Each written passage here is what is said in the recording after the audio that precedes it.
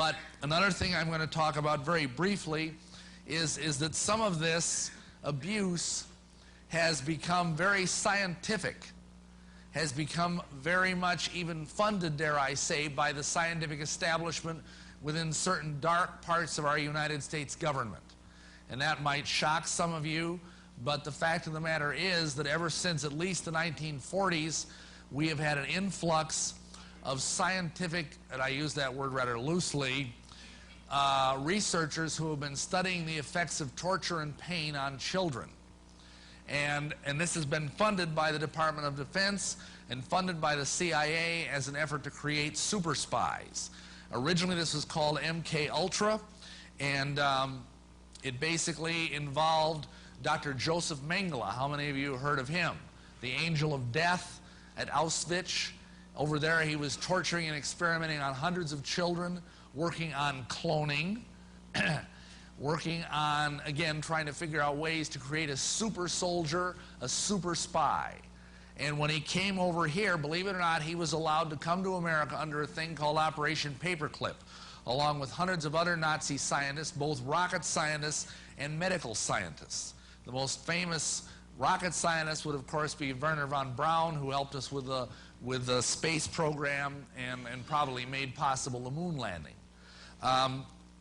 But these people went up, and Mengele and his crowd went up to Canada under the auspices of the government and started a group up there that came to be known as the Mk-Ultra Project.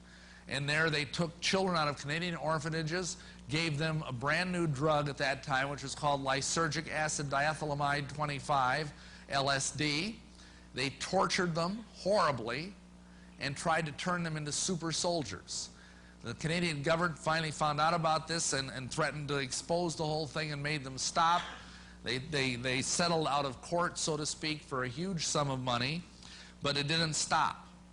Even with the death of Mengele, it didn't stop. And even today, we have reason to believe that Mk-Ultra lives on in an even more heinous form as the Monarch Project. And the difference between the Monarch Project and the Mk-Ultra Project is that it fuses child abuse with Satanism. And what happens is that under the auspices of the government, children are not only tortured and drugged and electrocuted and having all sorts of horrible things done to them, but they are also hypnotized and have scientifically inserted demons placed within their altered parts, as they are called in what used to be called multiple personality disorder. It's now called dissociative identity disorder. And by doing that, they create various kinds of slaves, super spies, super sex slaves, super soldiers.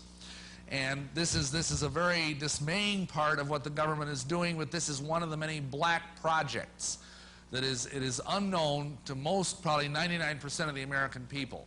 And yet one of the people involved in this is a gentleman, I use that word very advisedly, who's now, I believe, a general in the United States Army with the highest possible military clearance. He's got a PhD in political science, and his name is Michael Aquino. And he's the head of the Temple of Set, which is the second largest satanic organization in America. Now, Michael Aquino is a very interesting fellow. He's been charged 3 times with sexual abuse of children while he was at the Presidio out in San Francisco, but they could never make the charges stick. And I think part of the reason for that is because of some government involvement.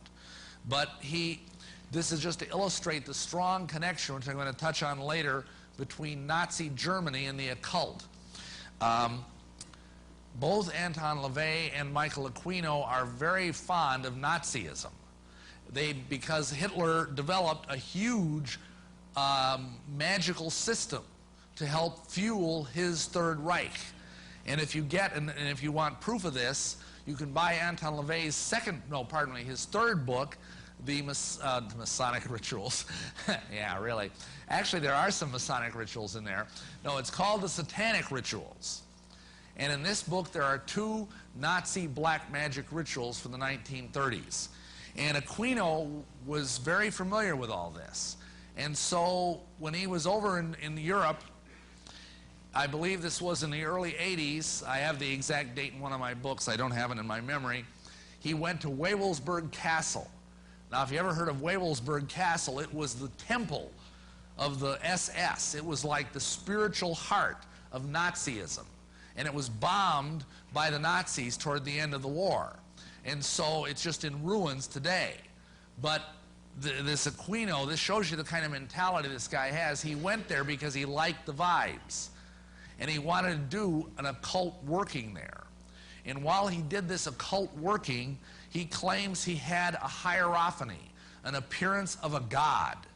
And this god was this same extraterrestrial being named Iwas that appeared to Aleister Crowley in 1904. And according to Aquino, and he actually writes about this in his newsletter, it was like the mantle of Aleister Crowley, his authority was placed on Michael Aquino.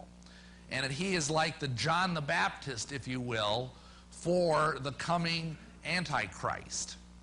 And that is what he believes he is. And this is the man that's in charge of the program of tormenting all of these children.